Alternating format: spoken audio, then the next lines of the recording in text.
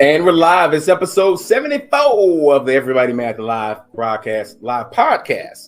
We're live from the 313 and the 404.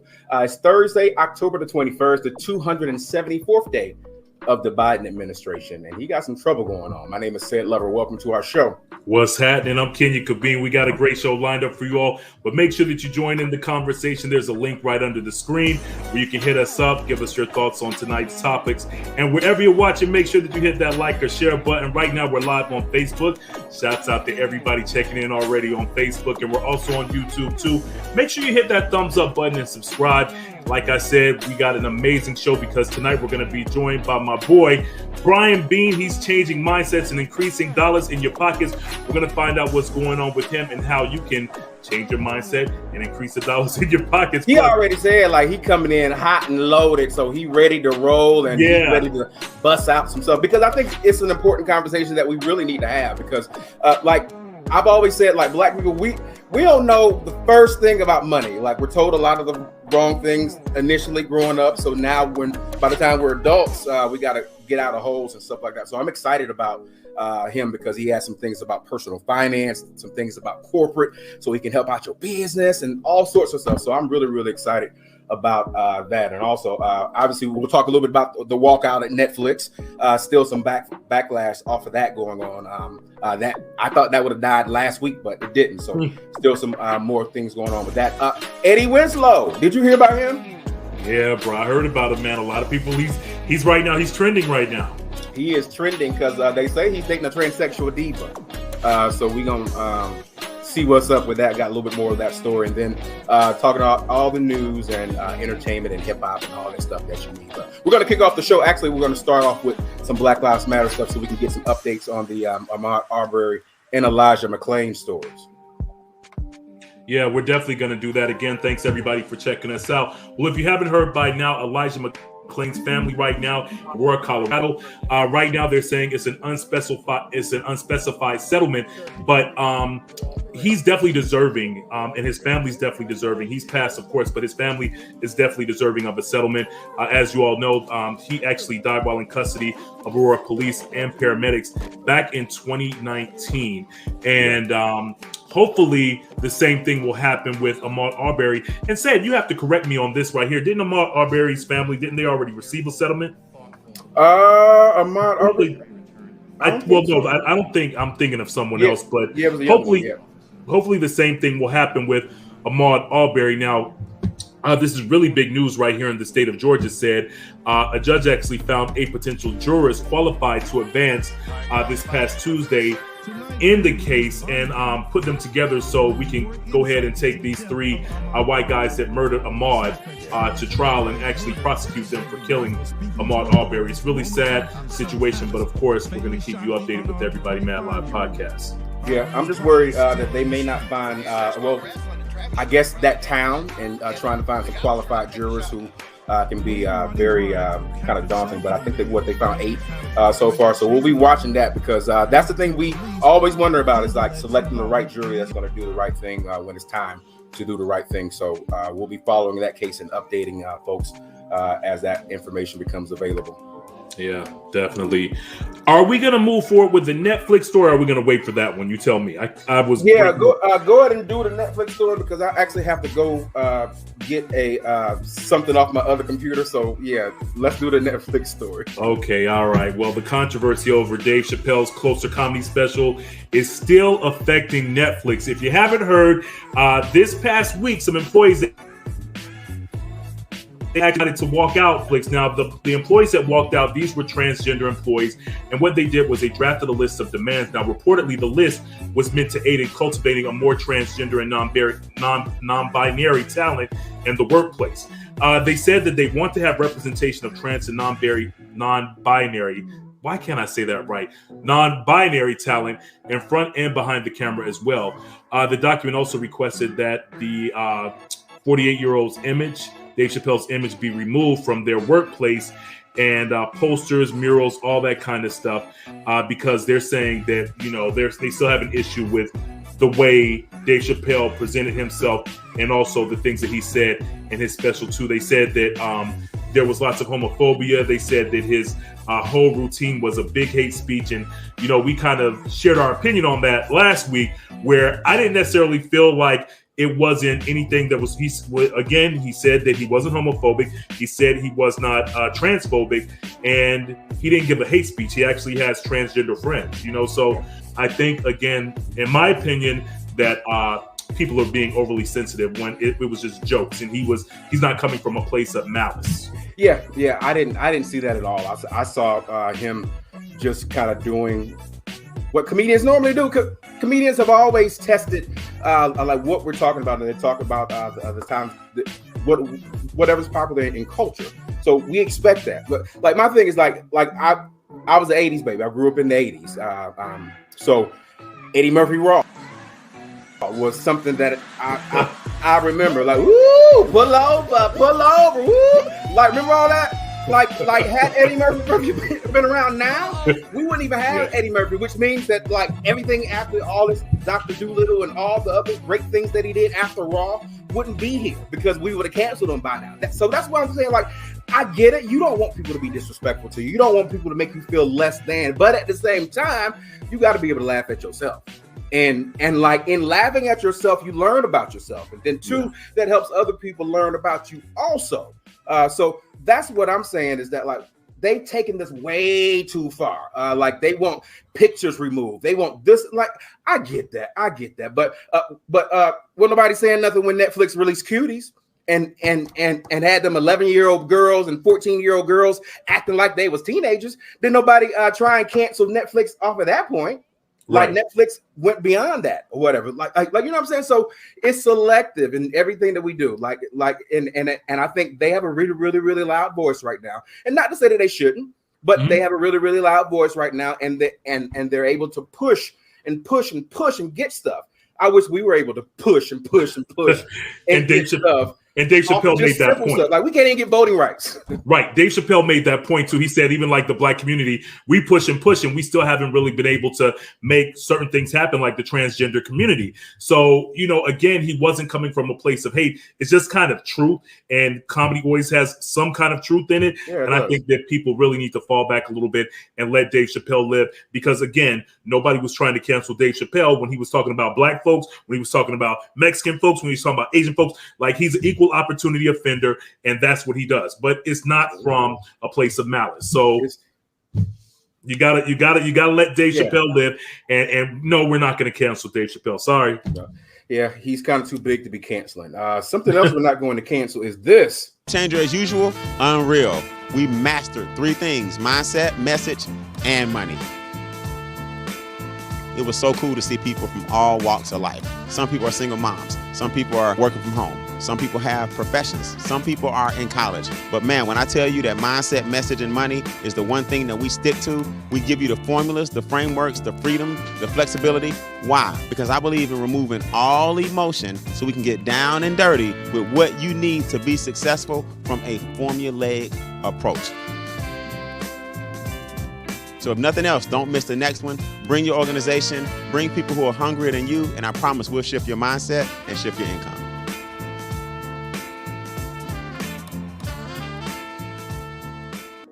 I'm looking forward to this conversation. I'll let you do the intro, since that's your friend also. Like, you got all the friends, and bring them to the show and don't mention anything until they're on. Well, you know, I am well connected in the A. I'm from the A. So without further ado, though, this brother right here, he's a professional coach. He's a trainer. He's a speaker dedicated to helping people increase their mindset and their money. He is the founder and CEO of Mentor to Millions. This is the homie, Brian Beane. What's up, brother? What's up? Can y'all hear me? Yes, sir. We can hear you fine, man. I made episode 74. I don't know why we do this for everything, but look, 74. You know what I'm saying? It don't mean nothing at all, but we on episode 74, man. Congrats to you guys, man. Congratulations. Thank you very much, Bean. Thank you very much, brother. It is so good to see you, man. So proud of you and everything that you're doing. You know, you and I, we have a history. We go way, way back in the day. But the first question we want to start off, we want to know how did you get into mentoring? what was the inspiration for, you know what, this is something that I want to do. I want to be able to change people's mindsets and also change their financial. What made you want to start doing it was funny, man. I got my career started in network marketing back in 1996, sophomore at Morehouse College. I started my career in network marketing, and it just made sense to me. Leverage, residual income, passive income, not working for somebody for the rest of your life. The things they were saying just made sense. And then what I found out was that my training and my ability to move people got more popular than my ability to climb the top of a compensation plan. So I started hearing my name get a little buzz in the different analogies I would create, the frameworks I would put together. I'm somewhat comical on stage. People say I look like Eddie Murphy. I don't know, but I started realizing that the passion for me was really in showing people that they can improve their lives, and then compensation and money obviously comes with that. But I just found that speaking about it and improving you as an individual is something that I would do for free, and then I just found a way to make money doing that.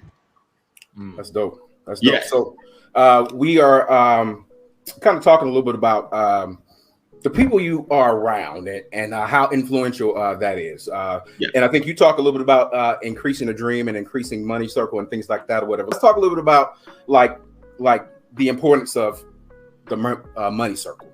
Yeah, for sure. I mean, you are a sum total of who you hang around, right? I always ask people, what do they have you thinking? What do they have you reading? What do they have you saying? What do they have you becoming? And then the fifth question is that all right with you? You know what I mean? It wasn't until I changed my circle that my income went through the ceiling. You know, it's a real law, right? This whole world is run by universal law, and it's called the law of the lid. So if you take a bunch of fleas and you put them in a jar and they take the top and don't have a top on it, they'll hop out the jar, right? And then the minute you put a top on it and they start hitting their heads, you can take the top off and they'll never get out the jar again, because in their mind, they're going to get some pain, right?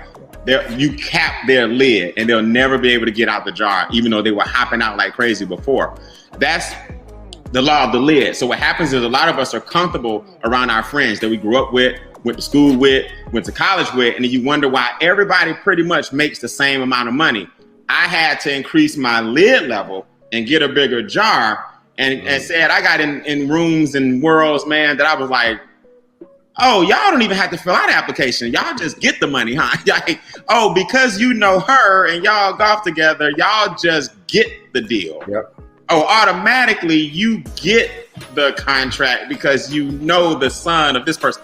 So, man, when you start getting let into those circles, it's because you've increased your circle. I didn't have to leave people behind, but I'll bring whoever wants to come. You know what I mean? Nice. Yeah, awesome. Awesome. Right now we got Brian Beane live on the Everybody Mad Live podcast. All right, bro, let's talk money. We want to know 5 simple ways to increase your net worth. I know that you talked about this before on social media, but can you break that down for the viewers out there for us? Yeah, well, we call it a 6-figure playbook, right? We refer to it actually as 3 up and 3 down. Now, I know that's 6, but let me explain this to you. When you lower your taxes, because that's your biggest expense, it's not your cell phone, it's not your internet bill. Ladies, it's not him. Fellas, it's not her. I know y'all think those are your biggest expenses. What it really is your taxes. If you have a W-2, which is all it is a tax code for a job, then that means take my taxes off the top and pay the highest amount, right? So what the country does, Kenya, they try to confuse you with letters and numbers. W-2, 1099, Schedule C, Schedule K, 501c, 401k, 403b, all these are tax codes, right? So what happens is when you have a W-2, you're saying, I want to pay the most taxes. Well, the government and education systems and banks all got together many, many, many years ago and said, let's make sure everybody goes to school. Why? So we can teach them how to get a job. Why? So they can pay us more taxes. So when you lower the taxes, that's your first thing that you have to increase your cash flow with, by getting the taxes down. The second thing is your debt. The government will help you get out of debt. People don't know that. The government will pay your debt off, but you got to have but you got to have a home-based business. See, the government got you in debt, so the government should get you out of debt, because you wouldn't be in debt if they didn't take so much out in tax. You see, when they took all your tax dollars, it automatically put you in debt, because if you make $50,000 a year and the government takes 18, you now got to live off 32. So now what you do is you try to get back up to 50, so you borrow 18 and then you pay back 24. So the government and banks are in bed together. Does that make sense? Mm-hmm. So when you figure that out and lower your taxes and your debt, and then your third thing is your expenses, Now, those three things automatically bring more cash flow in your pocket.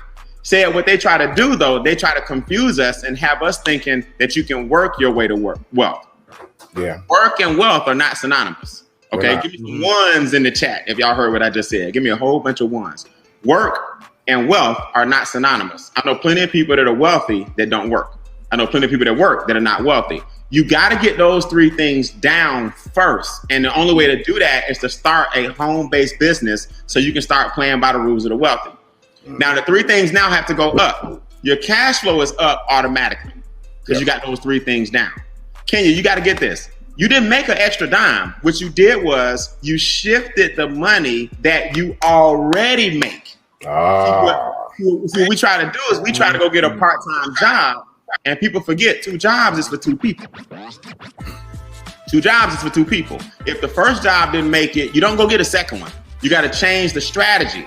Because if you get a second job, all you're going to do is pay more tax. You got to change. Now you're taking away from your family still. So when you get your taxes, debt, and expenses down, you didn't make a dime yet. It's just that your cash flow automatically increased because more money stays with who? With you. Now we got to get your credit scores up so you can stop paying for things 2 and 3 times, right? Then we got to get your investments up so money can start working for you. And all that came because your cash flow is up. So we call it 3 up and 3 down. And we make millionaires doing just that.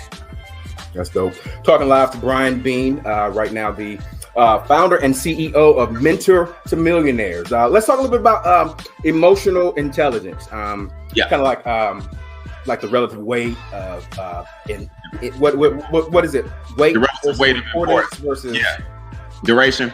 Okay. Yeah. So emotional intelligence is this. Let me just give you an example. Since we're talking about finances, I'll give you all a good example. Here's what emotional intelligence is. We're about to hit Halloween. That's $1 billion holiday in October. So there's a game that's about to be played. That's $1 billion holiday where we celebrate ghosts and goblins. And the next thing you know, you got to go to the dentist because you gave your kids all this candy. So you're making everybody rich. I thought you was about to talk about Christmas. You talking about Halloween? Yeah, because we're getting to Christmas now. Right. See, they get you. They get you ready in October. We can't jump to Christmas because the game begins right now. October 31st, Halloween. Thursday, Brown Thursday. Friday, Black Friday. Monday, Cyber Monday. All that in the middle is Thanksgiving. 24th of December, Christmas Eve. 25th, Christmas. 31st, New Year's Eve. 1st, New Year's. February 14th, Valentine's. March, spring break. April, Easter. May, Mother's Day. June, Father's Day. July, 4th of July. August, back to school. September, Labor Day. October, Halloween. It's so every month. Every month. You went straight to Thanksgiving. I got to show you that the game is being played all year long. Emotional intelligence is this. I'm not going to let capitalism keep me in a vicious cycle of buying things every month when I don't have enough money in my investment account to bring me my current lifestyle. See, one day you're not going to want to have to work. So what you got to do is say, wait a minute, why am I giving big business all my money? Why am I giving the government all my money? And why am I giving the banks all my money? And I could be a millionaire if I just had the money I was giving them. Wealthy people call it lost opportunity costs. When you calculate every dime you gave away trying to fool around with these holidays, and Kenya, I'm not being a Grinch. I'm just saying your assets should buy your toys. No doubt. I agree. I got my toys. Don't get me wrong. I got 7 cars and 4 of them are classics. I got my toys. I got the 20 acres we're going to talk about. I got a boat. I got all that cool stuff. You know, the lake or the pond and all that. But my assets purchased it. So emotional intelligence is the ability to pay yourself first. Pay yourself first so you can live the rest of your life off your residuals. Say that again. Pay yourself when? First. You did the money. I don't know. I mean, you did the work. I don't know why we get paid last. Yeah. People say I get paid Friday. I said, no, your bills get paid Friday. Wow. Yeah. I love it. Yeah. Brian Beane live with us right now. Bro, you need your own TV show, man. When are we going to get a TV show, bro? Because I'm telling you, this right here, you are dropping gems, and you are our brother doing it too. Let me tell you something. It's coming for you, bro. I already see it. Well, first, I got an organization that's giving me my own TV show on their network. So it's going to roll out probably before the end of the year. I will have my own TV show. I haven't told a lot of people that, but you heard it here first on Everybody Mad Live podcast. I got my own television show coming. on a internet network, which now is more popular than TV, powerful than TV. It really is. And then, King, you've been out to Beane Acres, man. I'm about to launch Pondcast. I'm gonna be the first person in the country to launch the Pondcast at Beane Acres. So I'm gonna show people how to formulate, market, and monetize their life story. We're gonna turn trials and tribulations into celebrations. So you guys got to come out to the pond, be part of my Pondcast, and I'm gonna show you how to make money with your own life story. So look out for the TV show and the Pondcast in the next 90 days. No doubt. We're getting the exclusive right now. So getting the exclusive. Yes. Next thing we definitely want to touch upon is something that I saw on your on Instagram. To generate wealth, you must stop creating your own fires. Beane, what do you mean by that, bro? Yeah. So a lot of people create their own fires, right? So here's what they do. To distract yourself from staying focused, it's called self-sabotage. To distract yourself from staying focused, what we do is we wake up every day and our goals and dreams are huge, right? But our work ethic is small. So because we have a small work ethic, but we want everything in life, what we do is we wake up every day and we put out fires. Girl, today I had to help such and such because, she called me and her baby couldn't get home from school. So I had to pick him up. Now, I got to go to this wedding in 2 years, but we fitting everybody, the wedding in 2 years now, but we fitting everybody for their dress size and stuff now. And we're going to start rehearsing at the end of the month. And I'm also queen of the neighborhood committee. And then I'm chapter board member at church. And then, I'm director of the choir. And then what we do is we wrap ourselves up in all of these responsibilities and we wonder why we're struggling financially. I'm not saying church is not good. I'm not saying don't be PTA parent. I'm not saying don't coach your children. I did all of that, but I made sure that getting money out the way was just as important as being my son's coach. I made sure that getting money out the way was just as important as community involvement. What we try to do in this country is we act like money is a bad thing. No, the worship of money is a bad thing. Yeah. As long as you're not hurting nobody and stepping on nobody and start believing that money's more important than life itself, it's not a bad thing. I've never seen a dollar bill hurt anybody. So I tell people all the time, dollar bill don't just jump out and say, give me your car. You know what I mean? Okay, right. So I tell people all the time, once we get money out the way, we can really start enjoying this thing called life. Now, what was your question again? Did I answer it? Yeah, that was it. So, the whole thing about generating wealth, you must stop creating your own fires. Yeah, that's right. That's what it was. So, stop. Like I tell people all the time, people's plates are so full these days that they don't know where to begin, and that's why they're starving. Now, I want you to hear what I just said. People's plates are so full these days that they don't know where to begin, and that's why they're starving.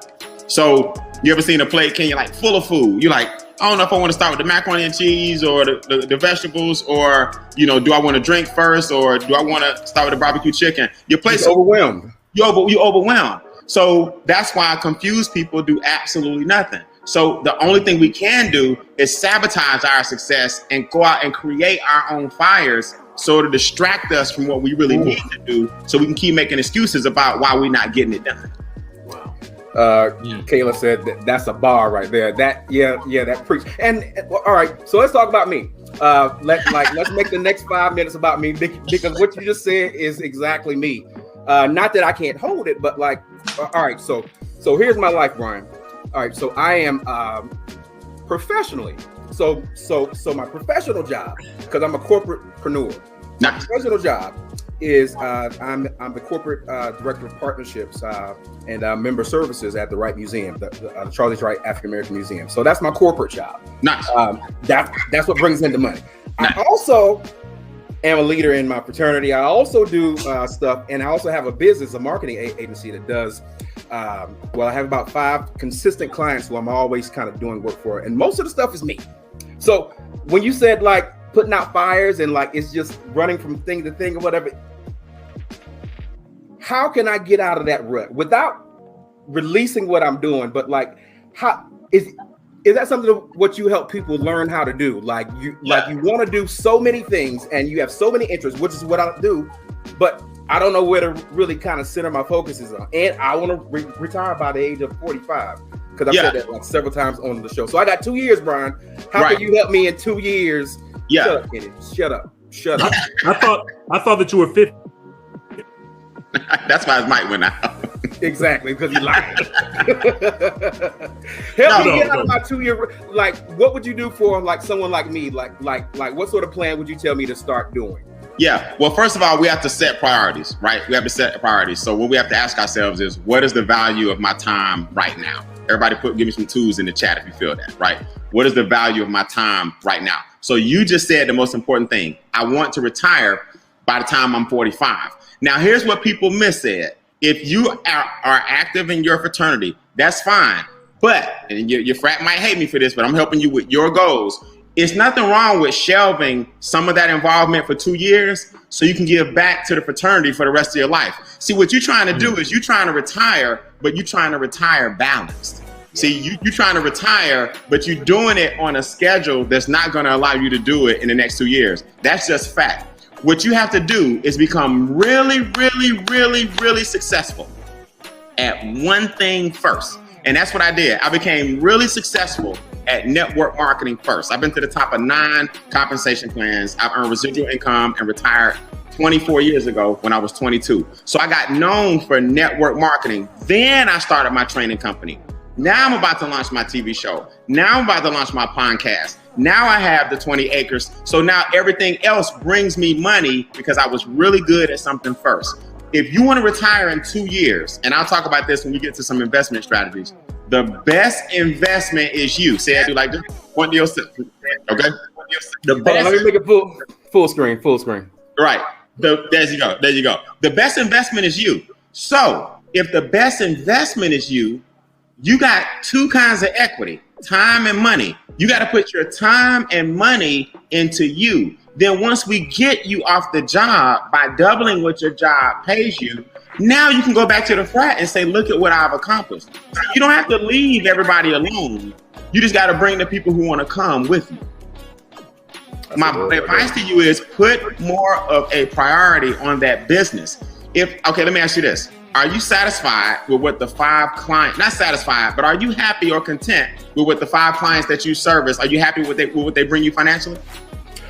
I am, but I think I do need to find some balance so that I can be able to like really, really devote what I want to be able to devote to both sides. So what a lot of what you're saying right now is speaking to me because like a lot is going well, but like there's like I'm afraid that it's like too much. Like I'm actually turning down clients, and like I hate to turn down money. That's because you're in the S quadrant. So when you're self-employed, the more successful you become, that's what the S stands for, right? When you're self-employed, the more successful you become, the worse it gets. So you can't even service everybody, or if you try, the quality of your work starts to go down. So what you need to do, you're going to get that breaking point where you have to find an understudy. Like right now, I'm hiring, right? I got some people I'm looking at right now to hire. I've been saying that for a month. Yeah. You got to hire some people. So imagine if you turn 5 clients into 20. Only you know what that revenue would bring, but you can't tell me that the profits from having 20 clients can't pay for an understudy that you're grooming in the business. Now you got your freedom coming. Now you got more money coming, but most of us are afraid to let go because we're afraid that only I can do this. You know what I'm saying? But if you're in something where only you can do it, then we need to switch that up and learn how to automate it or find a team that can do it for you. Wow. Yep. Joined by Brian Beane right now. I'm sorry, go ahead. No, I said that's the only way you're gonna retire in 2 years. You got to have leverage. You got to have leverage. Most people try to retire, but you can't do it by yourself. That kind of goes back to one of the things I've always heard about good leaders. Like good leaders always find a succession plan. Like you never want to kind of have that leadership in a vacuum. And I think that fits a lot for corporations and companies and organizations. You never want to be the end all be all of everything. Like you want something. Yeah, absolutely.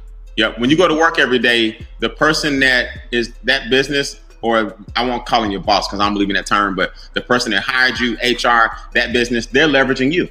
You see what I'm saying? Because you're there doing a certain thing that brings a certain amount of revenue, so they don't have to be there at certain times. You have to do that same thing in your business. Hire a certain person that'll bring in a certain amount of revenue so you don't have to be there at certain times. If not, you can forget retirement in 2 years. Because your business is going to bring you enough money to make investments as well that'll pay you capital gains and dividends. Now that's when you start creating wealth for yourself. When the money that you're making makes more money than you ever can working. That's when you get wealthy. I will say that like my investment strategy did kind of keep me over the pandemic, like when some of the clients kind of went down.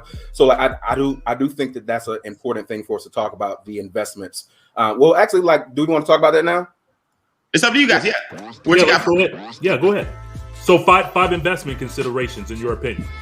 Yeah, so I'm not a tax advisor. Just so you know, I'm not a financial advisor. I always tell people I'm not giving you investment advice. I got to throw that disclaimer out there. I'm not allowed to sell or advise or recommend, but I can educate. I'm not licensed. I choose not. You doing that today, man?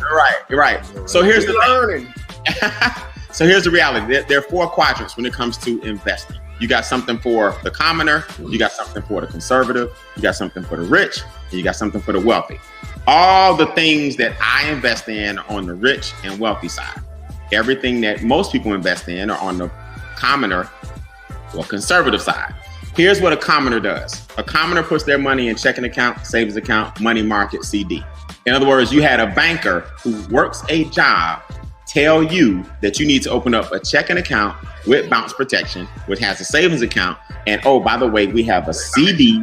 And oh, by the way, we have a money market account that pays 0.1% instead of 0%. Nothing. So what most of us do, Kenya, we put our money in what's called cash equivalents. Those are called cash equivalents. All right. That's not a recommendation of mine.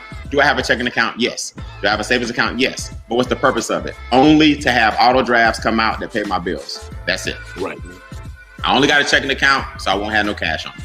If you think a checking account and savings account is where your investment should lie, then you need to take my course. Okay. Number 2, the conservative people invest in bonds, right? You know bonds by 3 things: the maturity date, the face amount, and the interest rate. The maturity date, the face amount, and the interest rate. How do you know a bond? Because a bond, the name of the bond tells you what you're investing in. If you got a corporate bond, you invest in corporations. If you got a municipal bond, you investing in the county. If you got a mortgage bond, you're investing in mortgages. The name of the bond tells you what you're investing in. So when you have a bond, you're in the borrowing business, but you're the lender, but it don't pay a whole lot of interest at all. Okay. Now that's the quadrants 1 and 2. I tell people the poor or common and conservative invest in checking account, savings account, and bonds, because those are products that you were sold. Wealthy people, rich and wealthy people invest in stocks, preferably pre-IPO and IPO. I'm not saying you can't get wealthy in the secondary market. The secondary market is when you see the ticker going across the bottom of your screen that everybody watches, green up, red down. That's the secondary market. By the time it hits the ticker, most people are already billionaires and millionaires. You're buying it at a higher value by the time it hits the ticker. Write this down. Your first goal should be to become what's called an accredited investor. That's everybody's first goal watching this podcast right now. Become an accredited investor. $250,000 a year, or be a millionaire, not including your home. That's the definition of an accredited investor. Now, why is that important? Because now brokerage firms can let you in on things that non-accredited people can't get in on. So Kenya, by law, a broker can't even call you and let you know about IPO and pre-IPO and certain investments if you're not accredited. Now, let me hurt your feelings real quick. Everybody, don't kill me for this, but here's the truth, Kenya. What they want you to believe is that they're protecting you. Hey, listen, grandma, don't put in your hard-earned savings. Grandpa, you can't get in on IPO and pre-IPO because you're not a millionaire and you don't make $250,000 a year. These things are risky. Well, let me ask you a question. If grandma and grandpa can't get in and the average person can't get in, then what you're really saying is poor people can't play. But they hide it behind you have to be accredited because it's risky. So let me make sure I understand. I can't get the stock when it's $2, but I can buy it when it's $84. See, when the ticker goes across the bottom of the screen, grandma can buy it then. You understand? They're not worried about her savings when it's $84 and then it jump up to $85 and grandma made $1 per share and she can't afford but 2 shares. Right. So her investment went up by $2. But grandma, so let me make sure I got it. Grandma can't get in the game when it's $2 because it's too risky. But it's not too risky when it's $84. Got it. So everybody has, you see the game they play? So everybody has to be what's called accredited to get certain calls from certain brokers to get in on certain deals to $250,000 a year annually, or $1 millionaire, not including home. Now the doors open to some serious investments. Okay. So we're talking live to Brian Beane right now on the Everybody Mad Live podcast. So we're talking about investments. So is this just for like stocks, or are we kind of applying that to like some of the newer trading opportunities like crypto and that sort of thing? Well, that's why crypto was created. So I'm gonna give you, and we're gonna talk about crypto. I'm gonna get to the what I just talked about was IPO and pre-IPO. That's in the stock game, right? Now, again, nothing wrong with the secondary market. And what I tell people is this: shop or invest where you buy. There's no reason you have Air Jordans and you don't have no Nike stock. I say that all the time. How you got a PlayStation? How you got a PlayStation 3, 4, and 5, and you're not investing in Sony? How you got internet and don't have Comcast or something? Right. So invest where you shop. You obviously believe in it enough to be a consumer. Why don't you believe in it enough to have some stock in it? But the 5 investment considerations are in what's called the 4th quadrant. That's the wealthy quadrant. See, everything else, guys, is only valuable because we trust it. In other words, I give you this dollar and you'll take it because what? You can do something with it, but it's really just paper. Does that make sense? You can take a dollar bill. If everybody stopped believing in it, then your dollar's worth what? Worth nothing. The only thing that makes this dollar valuable is your belief that somebody will take it, right?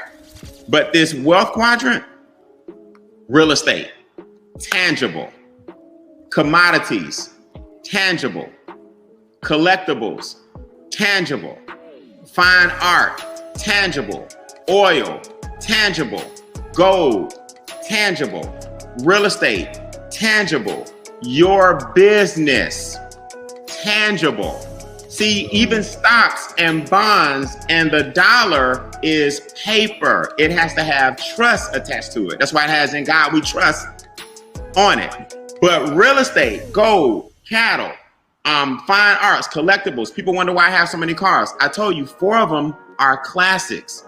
A 58, a 61 Bentley, a 58 Ford convertible Thunderbird, a 66 Mustang. These things every year, Kenya, I can't even drive them without somebody pulling up. I give you cash right now.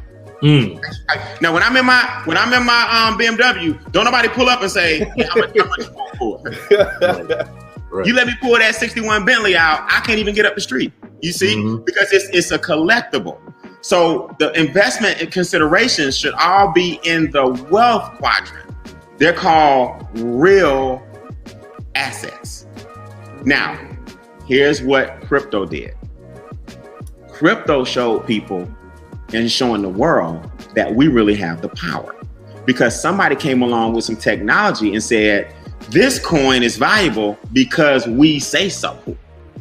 See, it's all your belief. Oh, better yet, this coin is also valuable because we say so. Oh, by the way, I got another coin that's valuable because we say so. And when the blockchain was invented, now those transactions can happen without the banks and government having to say anything. Yep. Now watch what happened. Now they're trying to get in on it. Of course.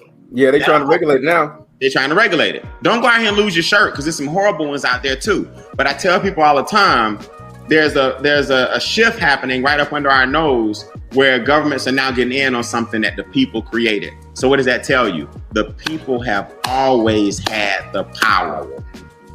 We give our power up. And that's why I wake up every day, Kenya, and I do conference calls, and I do webinars, and I do conferences like the clip you showed, Game Changer, where I bring people together and show you just how powerful you are if you would just stop giving your money away. You gotta, you're taught at an early age, give your money away. They catch you when you're most vulnerable. In college, here's a credit card, here's a student loan. I work with clients. We put your information in our software, and I have a staff of experts, right? I don't do this personally. Our company has a staff of experts. You put your information in, it'll tell you you'll be out of debt in 833 years because of your student loans. 833? 833 years you'll be out of debt. We give them a plan. We raise their credit score. We flip the algorithm around. We show them some real assets. They'll be out of debt in 7 years if they go with the plan that our experts put them on and the real assets that we show you. Land, real estate, private reserve accounts, how to become your own bank. These are things I teach every single day. And you know, most people won't listen. I'm going to ask you that because, man, I'm like, you got 35,000 subscribers on YouTube. And obviously, you're doing conferences and like you're speaking to people. You have your clients that you have now. I want to know, like, what's the most hard-headedest thing that you try and beat through people's head that they still don't get?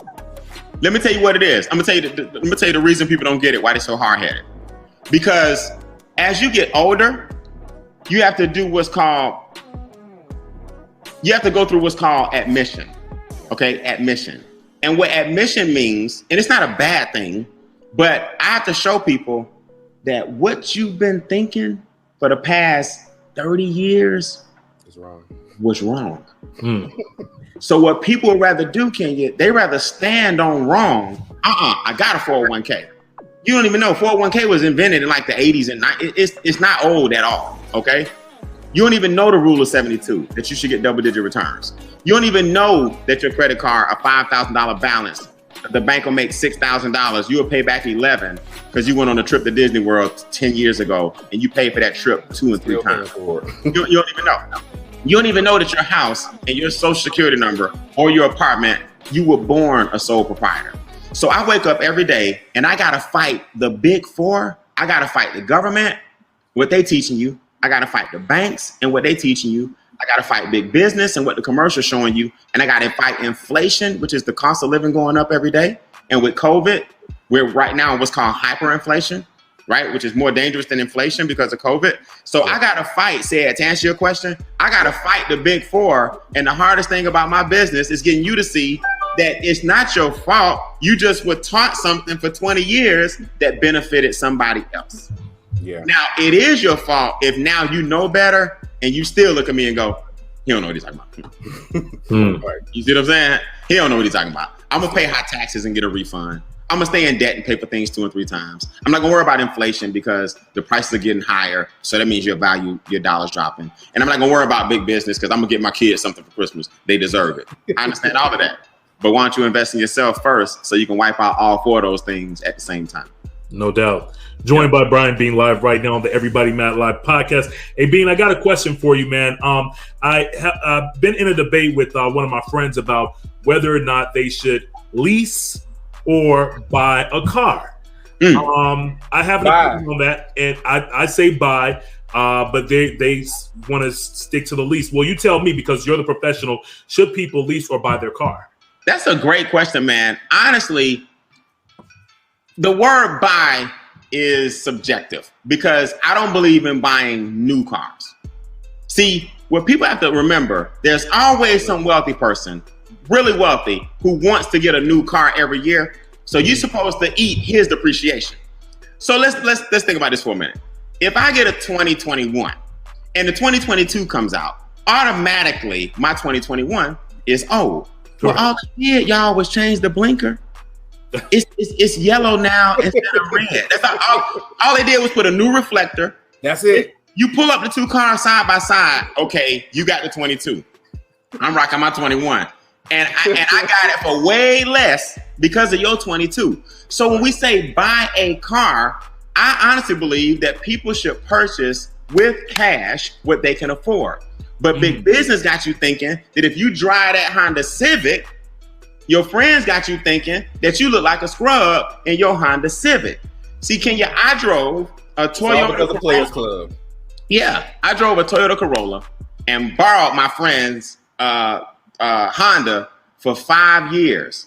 But guess what? Many years later, I had the convertible Porsche. I had a black one. I had the white one. I had the exotic toys, and I got exotic toys now.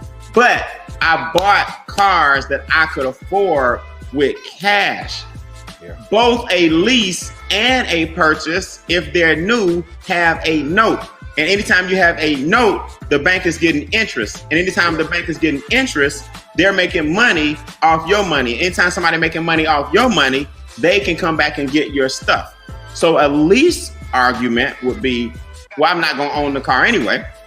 So guess what?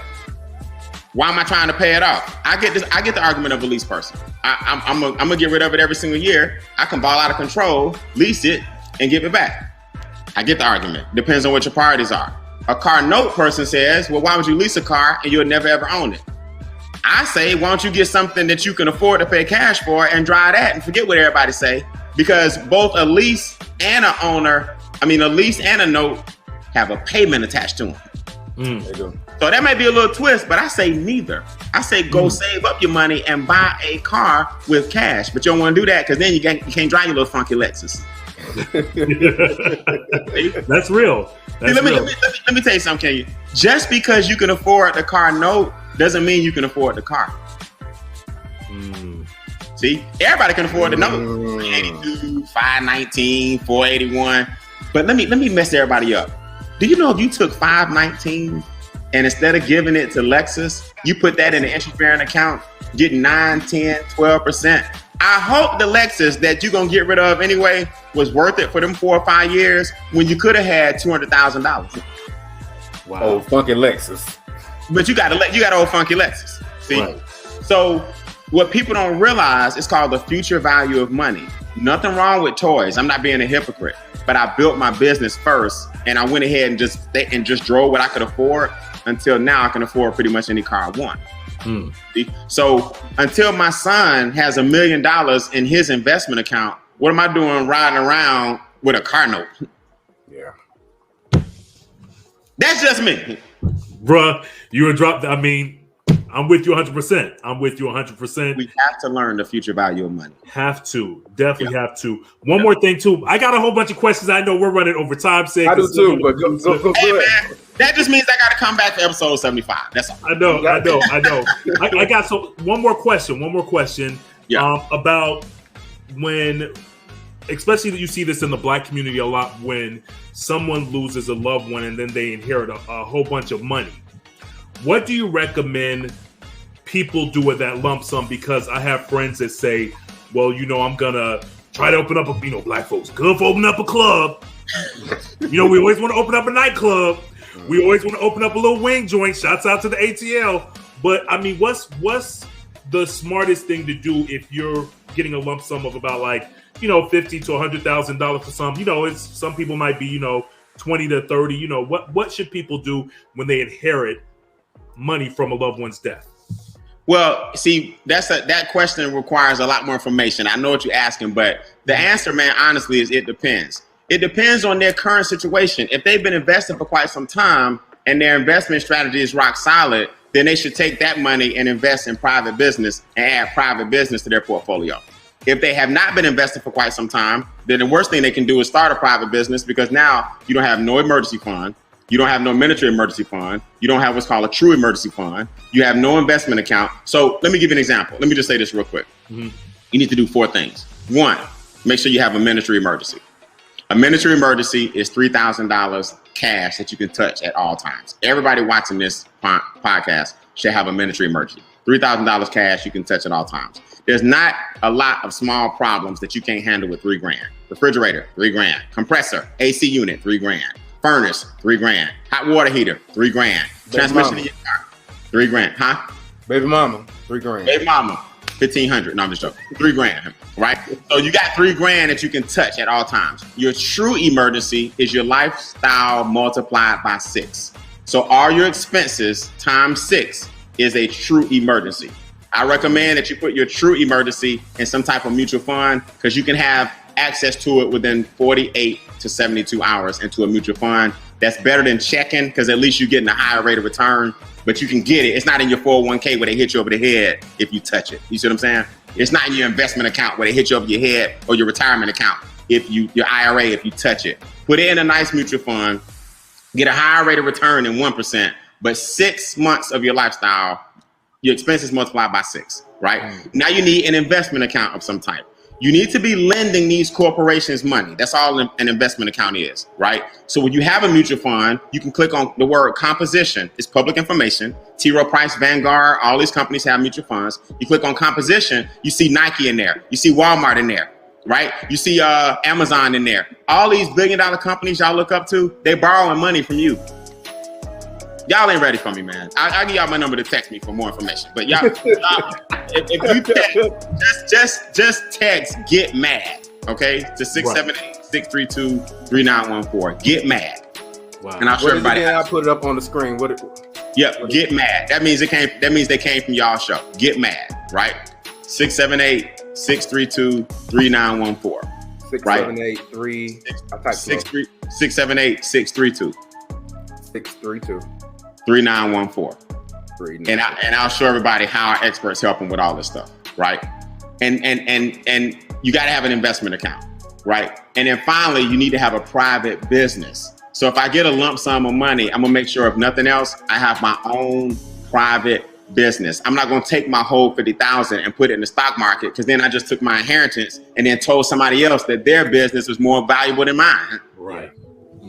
You see, I'm a big proponent in a home-based business where you invest in yourself, and I can show everybody how to do that. And I can show, we have the whole staff and different companies to help you market that. As a speaker and trainer, I help you understand that, and I have conferences every 3 months and 4 months to help you believe that. So we have a whole community and a whole support system that will sweep you into a home-based business where we educate people on the power of it, and then show you how to make money every day, every week, every month, and every quarter. Every day. Yeah.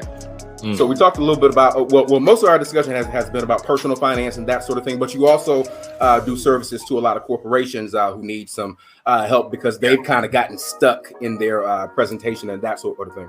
Yeah, before COVID. So I own a training series called Instincts. And Instincts is where I take animals, the jaguar, the brown bear, the black bear, the ant, the honeybee, ducks, believe it or not, was my most recent animal. The jaguar. People think the lion is the king of the jungle. It's really the jaguar. A lion don't want to see no parts of no jaguar ever, at all. Really?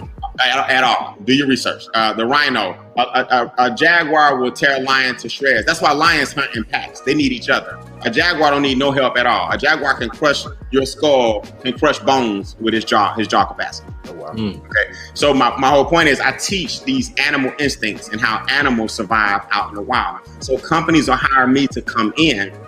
I've trained for AFLAC. I've trained for government agencies, the Adjudication Review Board, lawyers in five different states hire me to come in and train twice a year. The government as well. So I teach these philosophies that animals use in their day-to-day life to survive, and how if you adopted that same philosophy, how you can survive. How a silverback gorilla deals with the stress of having its own children trying to kill him, right? How a hummingbird never visits the same flower twice because it knows what flowers it's already visited. Never visit flowers that have no nectar. Okay. In other words, you need to stop working with people that have no energy. No. See, I convert these things, right? A rhino has birds on his back. They're his companions to pick off the parasites that's leeching off you. Who are the parasites in your life, and who are the birds you need to have that's got your back? You got to differentiate between the parasites and the birds. You understand?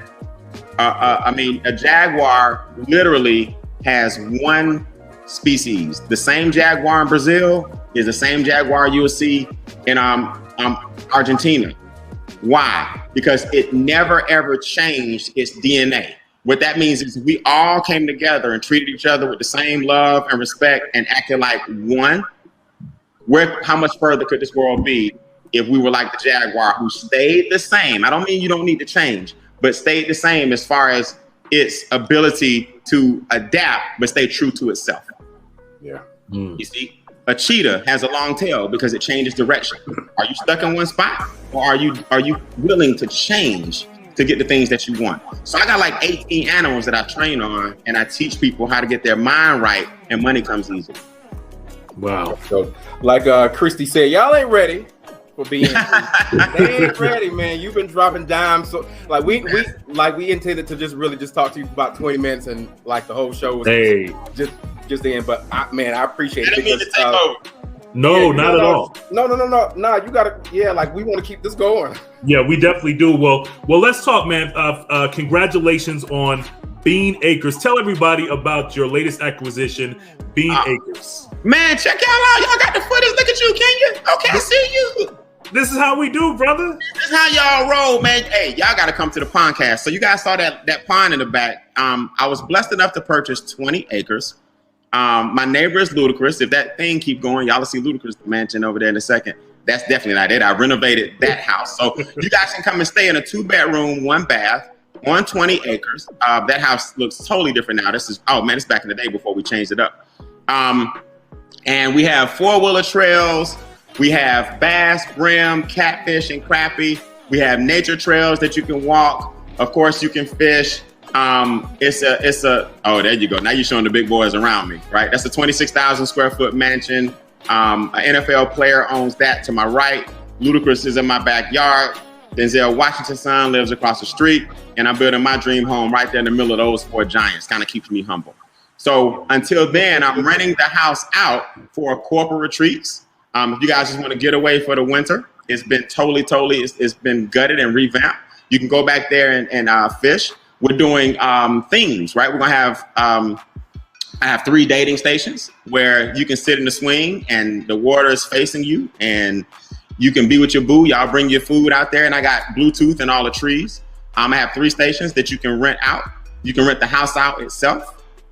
I mean, you name it. We got NFL football night. We got the big blow up Jumbotron screen. We got drive-in movie night where you can pull in the back. Kenya, I had over 100 people there this past Saturday, and a lot of them didn't even see each other.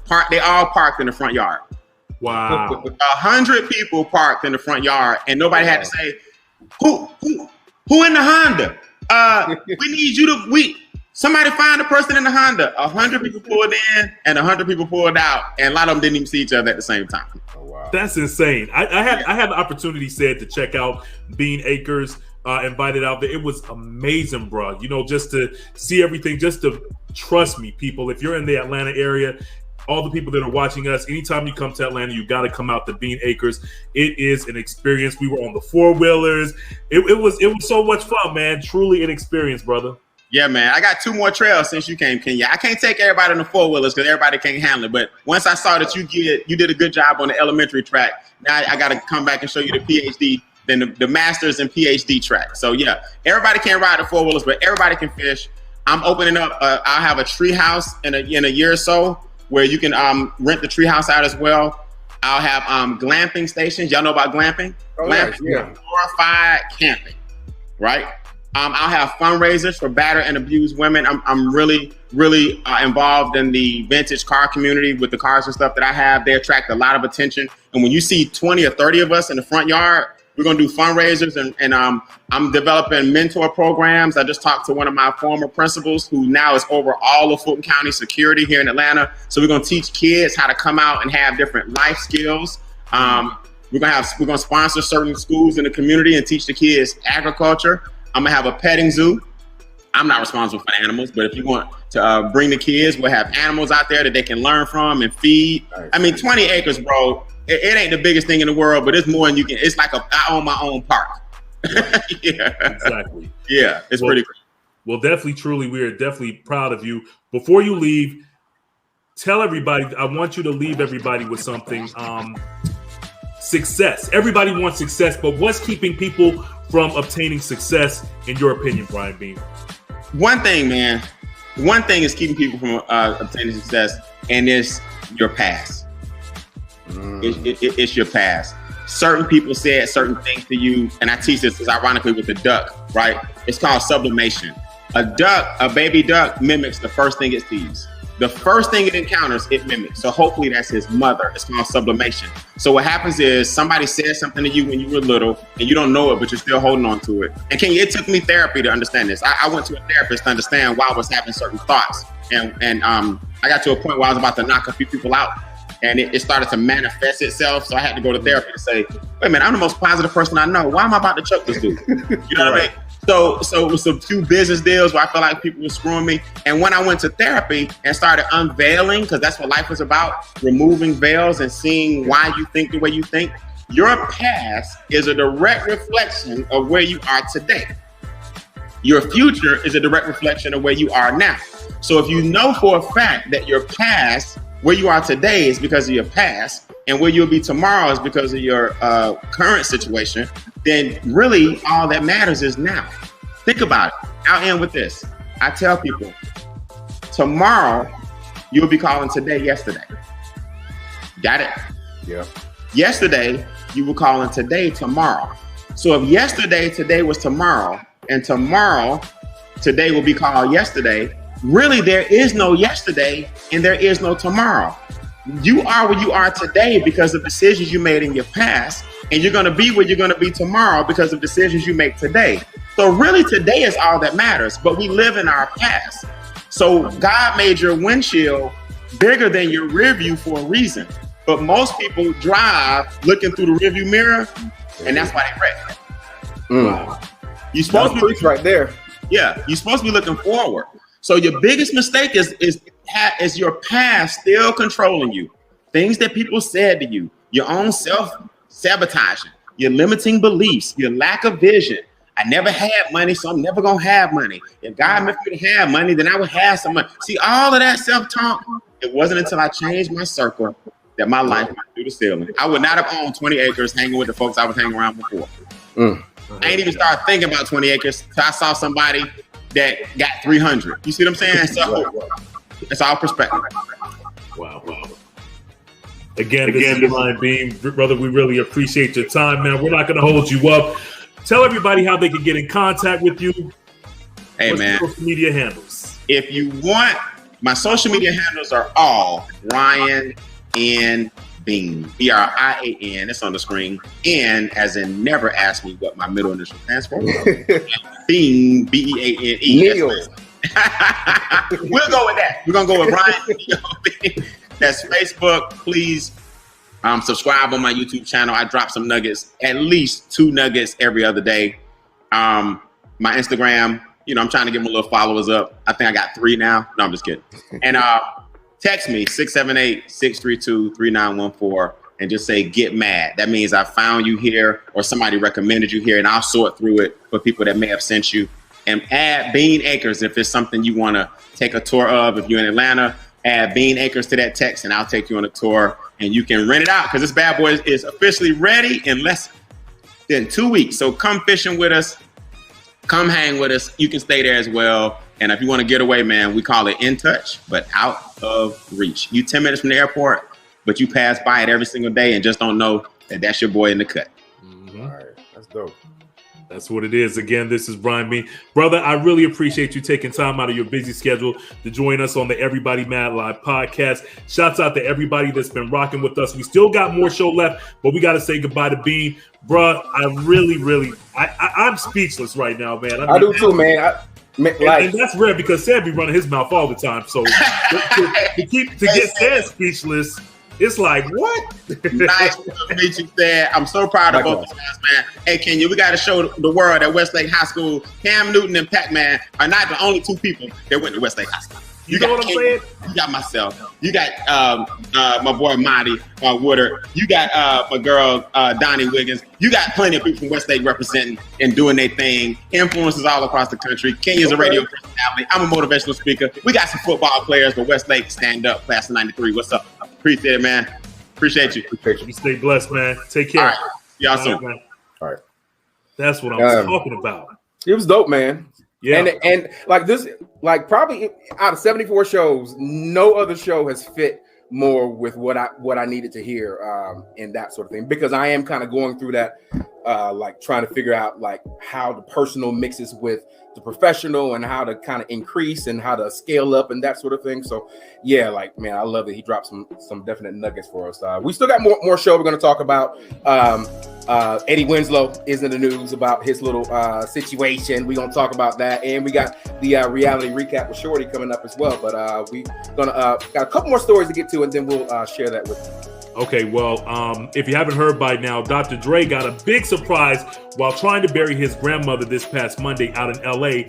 How's about his ex-wife, Nicole Young, actually served him with divorce papers? Now, that's super petty. Like, because right now, because here's the reality. She's supposed to be getting millions, hundreds of millions of dollars from this divorce right now. She will.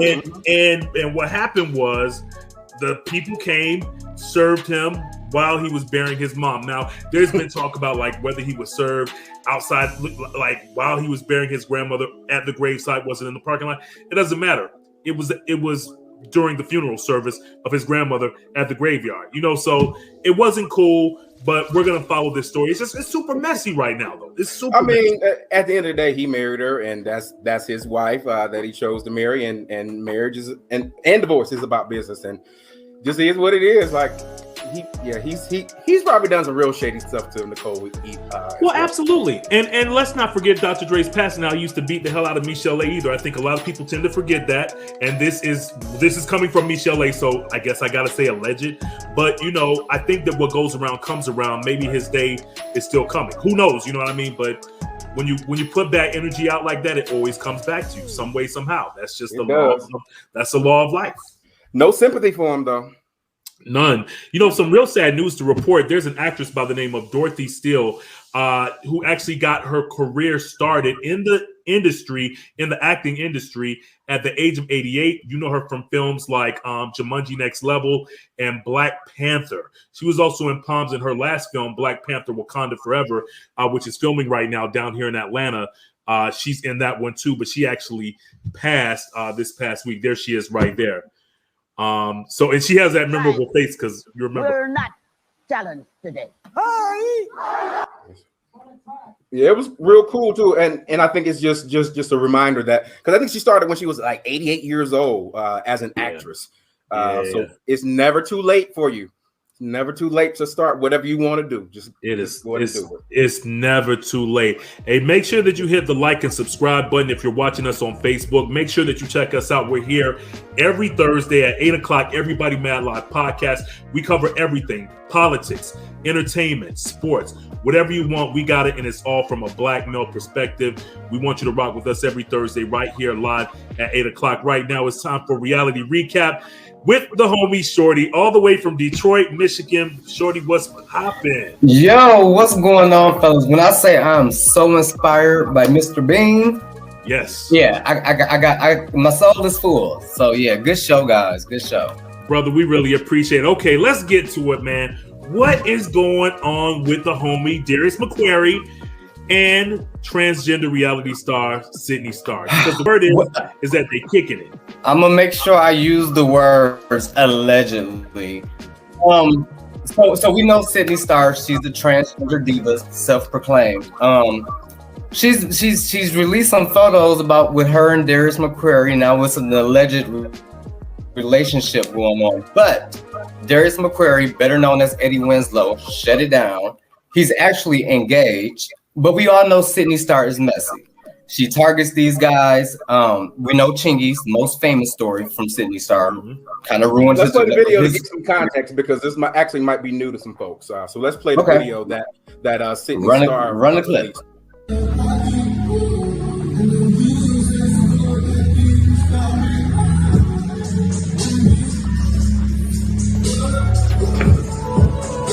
I see lip on lip. Right, that part. Mm-hmm. Hold on, let's play it one more time. It's only 15 seconds. I ain't messy. I want to see what I wanted to see. Yeah, you got to see it though. So clearly that's him. Yes, and there is some actual lip locking. I ain't trying to start no stuff. Now, here's my scoop on that. If you're a straight man, you shouldn't do suspect things where people will look at you with a side eye. Now, you came out and you denied the rumors, you shut it down that there's not no relationship, but yet we got video that we like to call receipts, and your actions are suspect. So now us in the real world, now we're questioning what's really going on with Eddie Winslow. And we all know Sidney Starr is good for this kind of thing. You know what I'm saying? And I feel like Eddie Winslow, you kind of put yourself in a compromising position. You didn't expect for these receipts to be out here, and now they are. I'm not saying that you're gay. So let's play the response. Play the response. I normally pay attention to rumors. I'm not into all that. Because small minds discuss other people. Mediocre minds discuss ideas, and great minds discuss how to change the world. So while you're busy discussing me, I'm trying to figure out how to change the world for you. Anyway, I'm sitting here with my mama. Hi. How are you? Hey, Harriet. Mama, don't talk to them. They're rude. Oh, that's They're Mama rude. Winslow. Don't. Spin the camera a little bit. Spin the camera a little bit. Get a better face. Better face? Okay, Mama. Yeah, that's very It's got a good. better face on it, right? You did. Okay. Okay. Here we are. There we are. Everybody's favorite TV Y'all, host. listen. Y'all, this is. I'm with the baby. I'm with my mama. We eating lunch. Listen. We eating oxtails. We eating Look at that. oxtails. We eating good. We eating oxtails and Listen, peas y'all. and rice. Well, y'all are discussing these rumors that aren't true. We eating. And they aren't true either. They are not true, okay? Okay. I mean, but I will say this. Was you there, What are we in Mama high Winslow? school? You gonna tell me who I can be friends with, who I can't hang out with? Ah, Huh? I mean, I'm a grown man. I'm really 5 years from 50. So I mean, if I wasn't with my mama, I would really be saying this a whole nother way. But I'm being respectful because my mama right and you here. better be. Yes, ma'am. Being Anyway, good. we love you guys, okay? Love you guys. However, the thing about that is there's still a video with you kissing a transgender woman. And I'm not saying anything is wrong with it. Get it how you live it. If you enjoy it, I like it. I love it. However, you got to think about the image that you're projecting. Now you got to come back and defend a video that you're clearly in, that you're clearly were a part of, to say, I'm not with it. But now we're sitting here like, well, there's video that clearly says that you are. Right. So my thing is this, straight fellas. Everybody is human. Everybody is different. Everything ain't for everybody. However, if you support the movement for the LGBT community, then be a supportive supporter. Don't dibble and dab and then have to come back and defend your actions. Because now I'm looking at you with a side eye.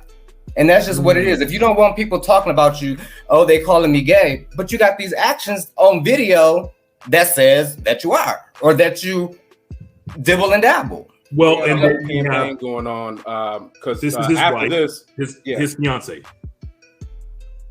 oh, where's the sign? You guys give each other a kiss. I'm just curious. And this here's his fiance. This is what I'm talking about. But then she's kissing other women. I mean, they just That's different. what. Give me my Vaseline, please. I mean, it is 2021. Get it how you live it. But when you on the platform, you kind of got to be aware of the image that you're projecting. If you don't want to defend nothing that you're doing, don't get caught doing it. Well, okay, but let's talk about when Malik Yoba came out and was saying that he was into trans women, but he was a straight dude. Can Darius just be like you said? Darius is a straight dude that likes transgender women. But the thing with Malik Yoba, he owned it.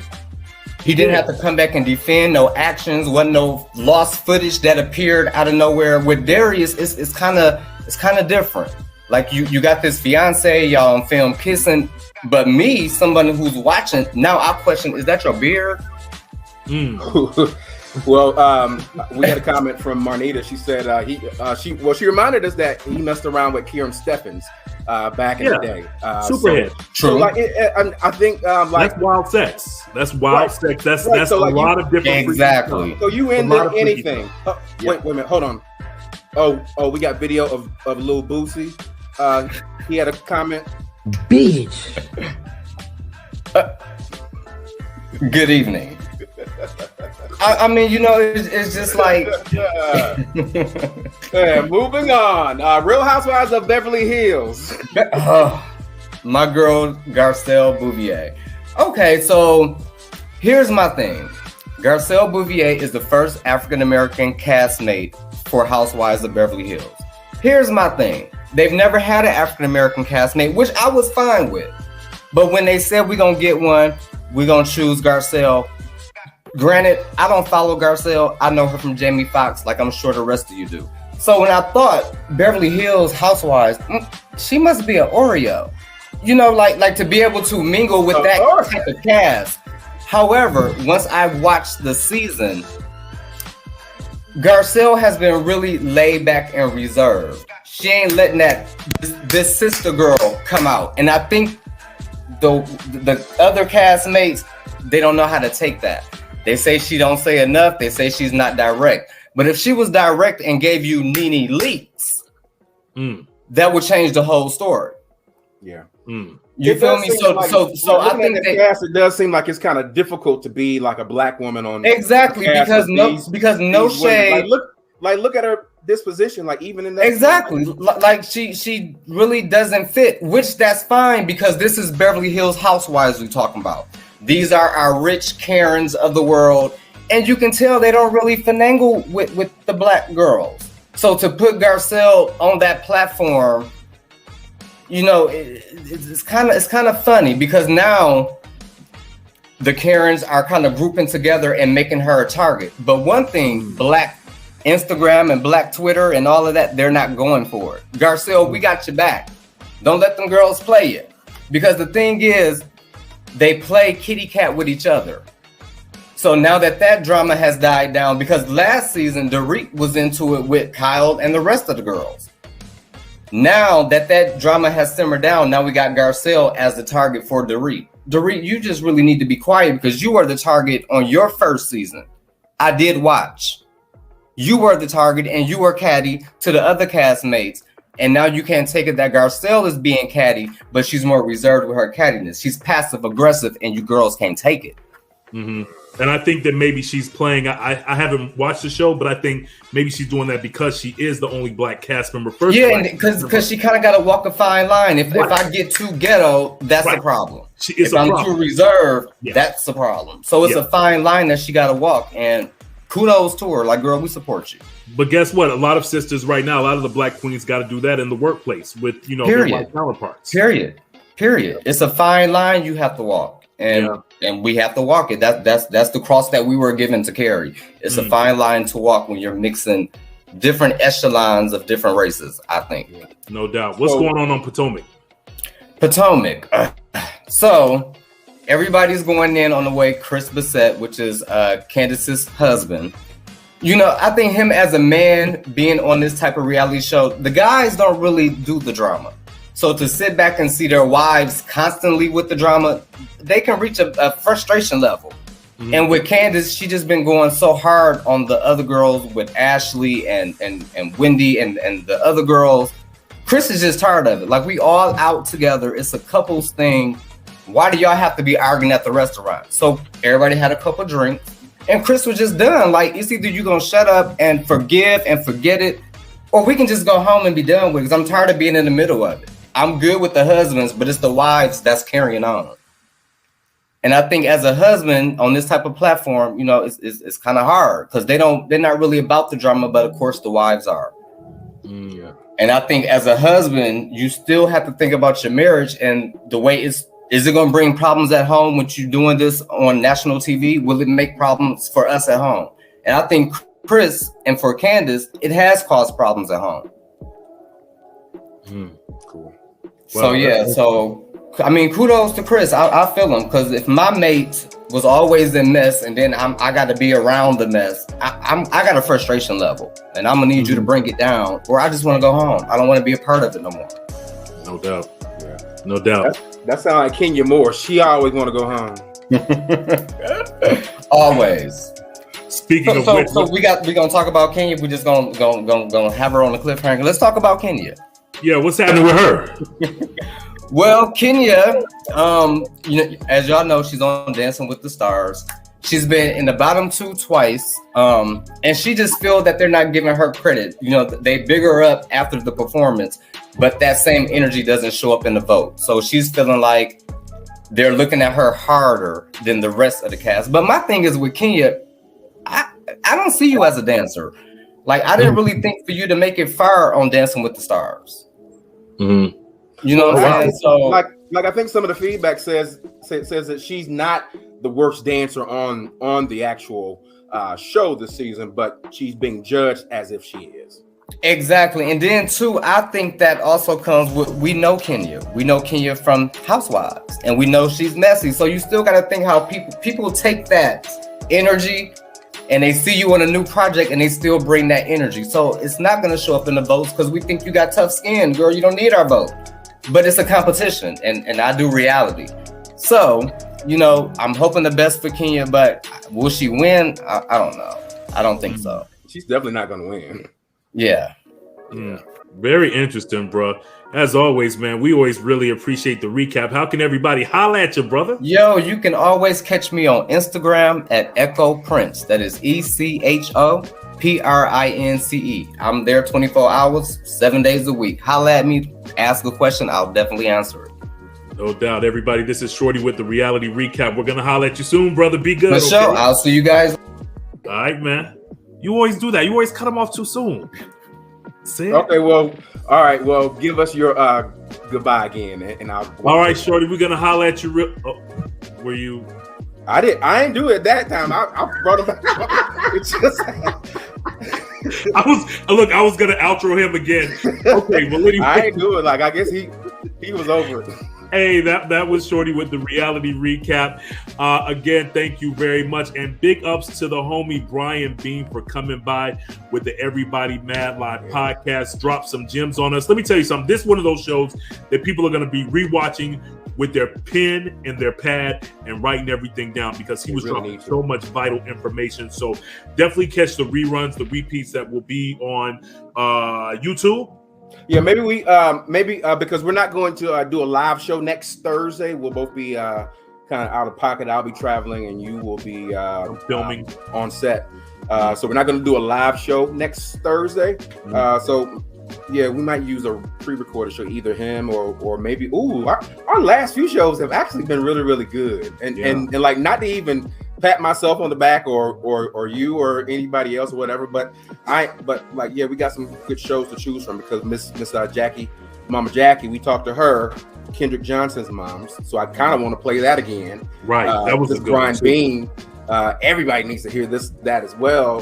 And then two, we had a good show with like Travis Love was a good show. Tasha Cash was a good show. Yeah, we got a lot to choose from. So yeah, y'all won't have a live show, but y'all have a good show next Thursday. That's what I'm talking about. Again, everybody though, thank you so much for rocking with us. Now, said we have some great shows coming up after next week too. November 4th, we're going to be joined by comedian Mike Larry. Yeah, we'll be joined by comedian Mike Larry. He is actually a actor comedian here locally in Detroit. He's in a few productions. This is one of them, but one of his claims to fame. It's all good, man. That's him in the red. Where you say where they get the glasses from? I don't know. I just know we need to get the glasses back. Oh, I missed. That's all I know. Yeah, he'll be on the show. Big Phil, I'm bigger than Big Phil. Them niggas report to me. I'll make all this shit disappear, man. Now, I got something I want you to do. You say you want to make some money, right? Yeah. First of all, I hope y'all niggas ain't soft. That's all. Oh, you soft? No, hell no. That nigga looks soft, dog. You got that little soft ass sweater on. Right. You know what I'm saying? So he is a comedian here locally, but acting as well. Funny thing though, he's an actor, but he does comedy, clean comedy also. So he does comedy at a lot of churches. Yeah, like I heard him say nigga and I heard him cussing, but he do comedy at churches too. So we gonna talk about how he mixes that world of like cussing the mofo out on set, but going into the church, praise the Lord, and doing his comedy set in churches too. So, amen. Right. Amen. Get that check, get it how you live it. Get it how you live it. That's what's up for sure. Well, make sure that you keep up with us on our Instagram page, Everybody Mad Podcast. That's where you can holler at us. DM us. Let us know what's on your mind. Slide into our DM. Let us know what's popping. Also, you can reach out to me at Kenya Kabine1 on Facebook, Kenya Kabine on all other social media platforms. Shouts out to everybody that's been checking in. Man, like it's been so many comments tonight, man. It's insane, bro. Yeah, it really has been. Thank you for everybody for being a part of us. I am Said Lover everywhere. You can see us again next Thursday. We just won't be live, but it'll be a good show. But we'll be here every Thursday. Same time, same place, every single Thursday. And thank you for being a part of this journey with us. And thank you for rocking with us. And we hope you continue to do so. Until next time, we'll see you. I holla.